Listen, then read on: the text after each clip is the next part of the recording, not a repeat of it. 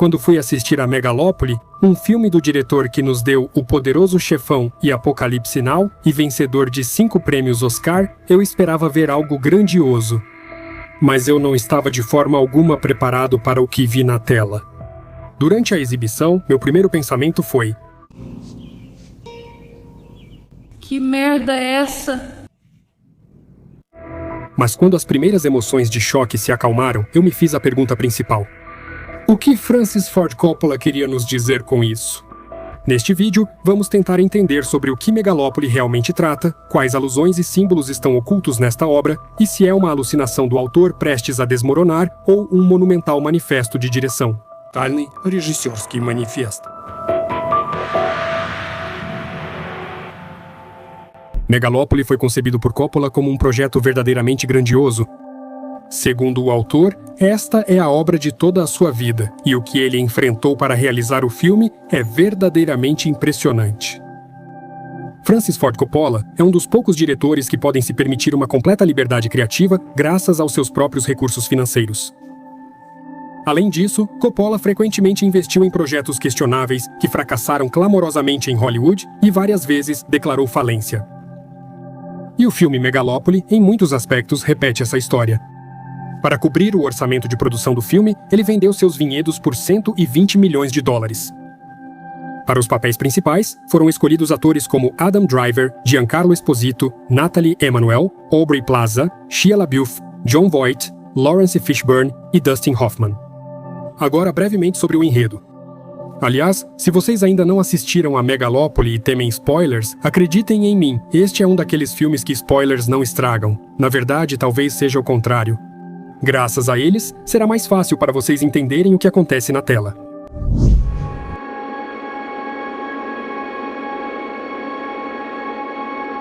Imaginem uma realidade alternativa.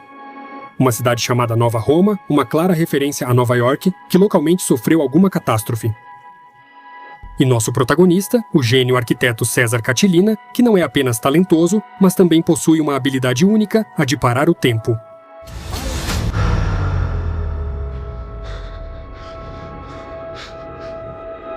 Seu objetivo é reconstruir a cidade e transformá-la em uma nova capital mundial com um material único Megalon. Под названием Мегалон. Mas, é claro, não faltaram confrontos dramáticos. Seu principal rival é o prefeito Franklin Cícero, disposto a tudo, até mesmo a métodos desonestos, para permanecer no poder.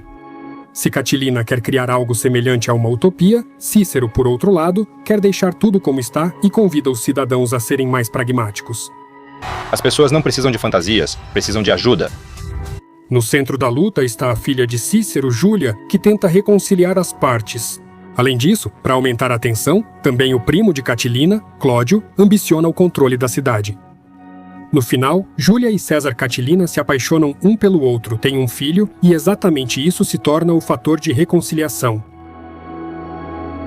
O enredo não é muito complexo, mas aqui o que mais importam são as afirmações dos personagens-chave e as imagens da cidade e da atmosfera de depravação e decadência moral predominante.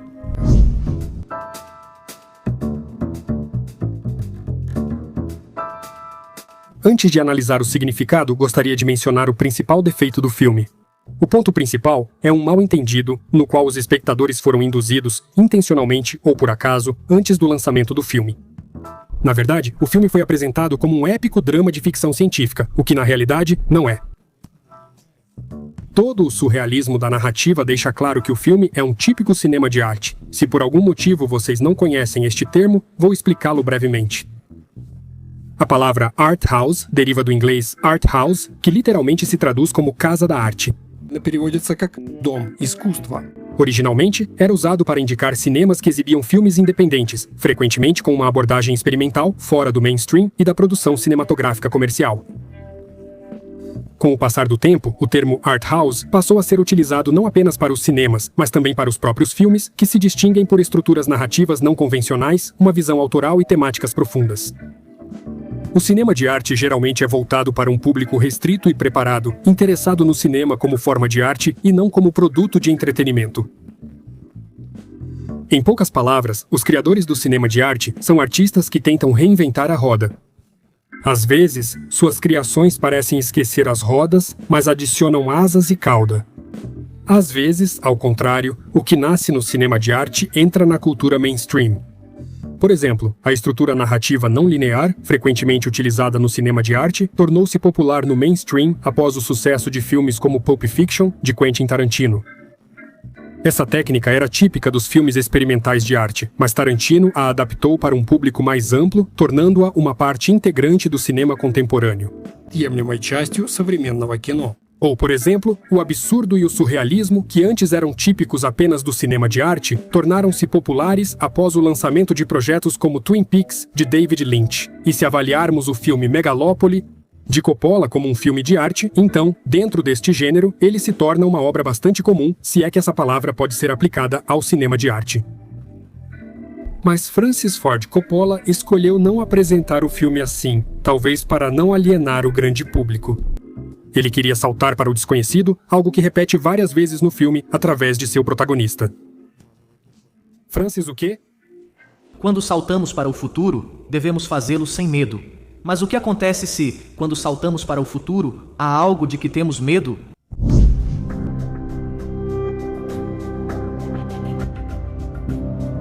Então, sobre o que é o filme e o que Coppola queria nos comunicar. Obviamente não posso entrar na mente do autor e afirmar com certeza absoluta. Mas para mim é óbvio que Megalópole é, antes de tudo, um filme sobre o próprio Coppola. O criador está sempre destinado a estar à frente de seu tempo. Enya. Tempo, pare! Vamos? Na primeira metade do filme, ouve-se uma frase semelhante. Roma é o Coliseu. Se o Coliseu cair, Roma também cairá. Durante séculos, o Coliseu foi o centro do entretenimento romano, abrigando espetaculares combates entre gladiadores. Fazendo uma analogia com os tempos modernos, o Coliseu simboliza o entretenimento, em particular o cinema. Se o Coliseu cair, Roma também cairá. Se o cinema morrer, não haverá mais nem mesmo a civilização. E o cinema, como sabemos, ultimamente não consegue oferecer nada fundamentalmente novo. E a maior parte dos filmes parece olhar para o passado e tenta jogar com sentimentos nostálgicos. Na realidade, Roma não foi escolhida por acaso. De fato, como todos sabem, Roma, ou melhor, o Império Romano, representa praticamente uma civilização inteira que desapareceu sob a pressão de crises internas e invasões bárbaras. Imaginem que a sociedade moderna seja apenas um ramo de uma civilização que se encontra à beira do abismo. Este é o nosso estilo de vida. E não teremos nenhum outro.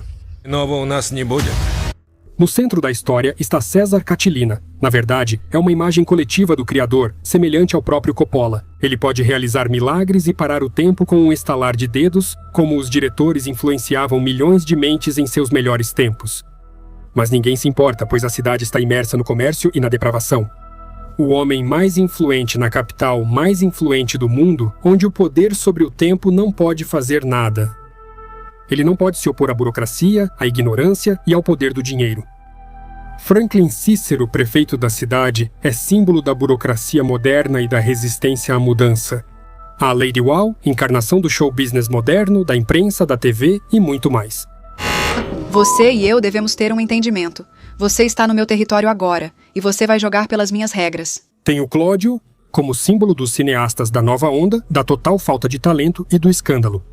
Hamilton Crasso é a velha guarda, flácida e impotente, que já não é mais capaz de se opor às tendências modernas e, talvez, não entenda mais o que acontece ao seu redor. O filme apresenta muitas analogias, mas apenas o autor pode explicar plenamente seu significado, nós só podemos intuí-lo. Aqui também vemos a crise do autor que não consegue mais criar, porque em certo momento ele, César Catilina, perde sua capacidade de parar o tempo. Pare. Time.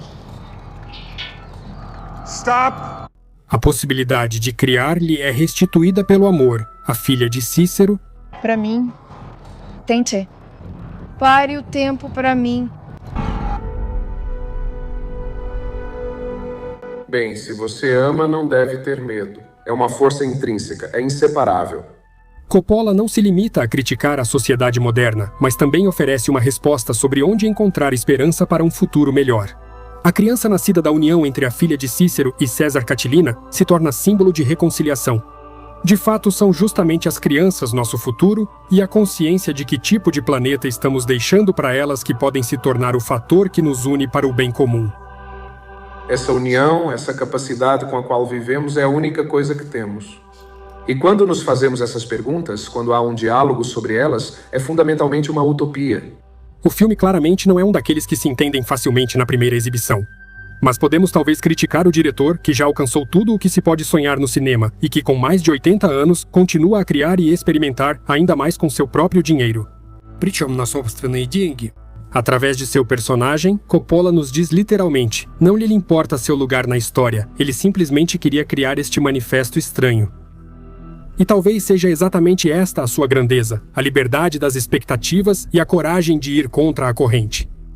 Ainda há muito a fazer, mas haverá tempo para tudo. Sobreviver.